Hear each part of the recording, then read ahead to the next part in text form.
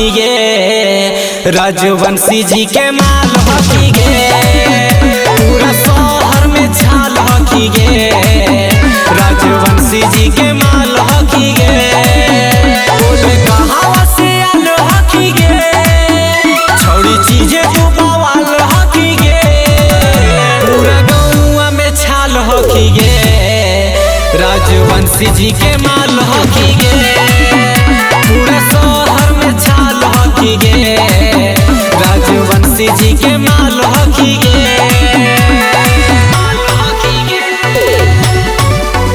राजवंशी जी के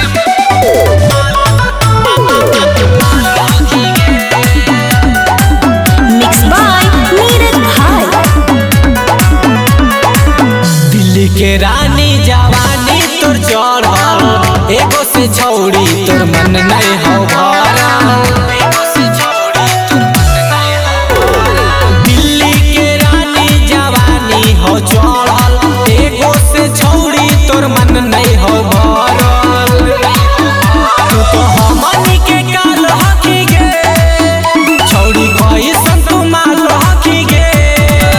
पूरा गौवा में छाल हकी गे, राजवंशी जी के माल हकी गे, पूरा शहर में छाल हकी गे, राजवंशी जी के माल हकी गे,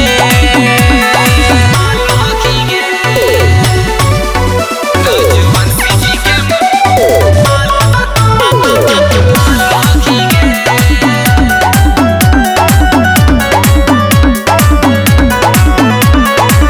पूरा जिला हो तोरे पीछे पड़ल, कितना के नजर छौड़ी तोरे पर गड़ल, पूरा जिला हो तोरे पीछे पड़ल, कितना नजर छौड़ी तोरे पर गड़ल, लगो रसियन माल हकी गे, छौड़ी हमनी के जान हकी गे, पूरा गौवा में छाल हकी गे, विक्रम के माल हकी गे,